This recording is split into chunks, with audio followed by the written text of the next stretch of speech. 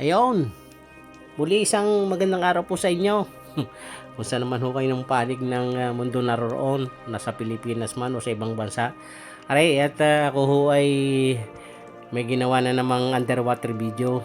Ari nga ho ang aking ginawang ay sadya namang nakakatuwa dahil naglalangoy ho ako kasama ang mga isda ay tinigari pagkakadami. Ari ho'y malalaki ari mga isdang ari kung di ako nagkakamali ho'y nasa 1 kilo ang isang piraso o baka hihigit pa dahil malalaki ho are, medyo maliit lang ho yan tingnan dahil siyempre sa video at medyo malayo ho ang kuha ko.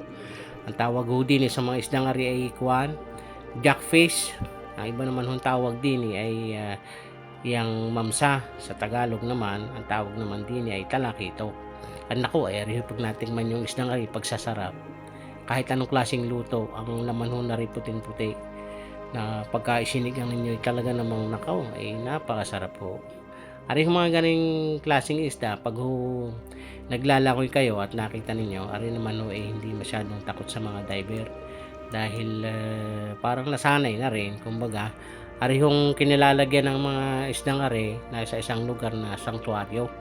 Sanctuaryo ho ay bawal pangisdaan, bawal manghuli ng kahit anumang nilalang na laman dagat na naandoon sa sanctuaryo.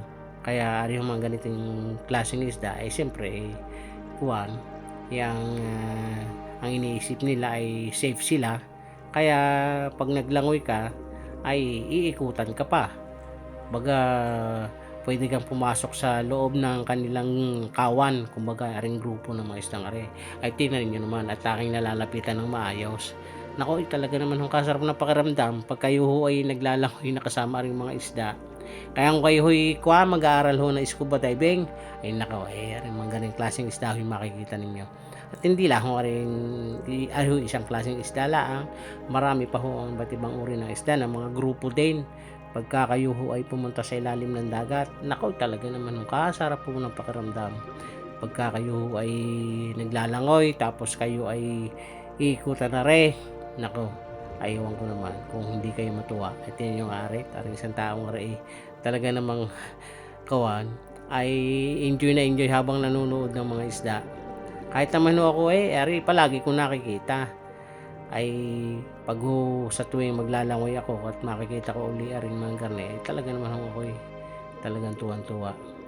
Dahil ari ho inalapit sa inyo mga isdang ari na halos didikitan na kayo. Kumbaga sa pusa ay pasali sa liboy-boy sa salitang Batangas. Naku, nakakatuwa naman ho Kaya kung kayo ho ay may pagkakataon at kaya pa ng katawan, ay tayo ho mag-scuba diving. Kayo ho mag-message sa akin at pwede ho kayong turuan. Ako po ay isang instructor ng scuba diving. Nagtuturo ho ako ng mga scuba diver. Masarap po sa ilalim ng dagat, lalo't garning kasama ho ng mga isda. Salamat pong muli sa inyong panunood.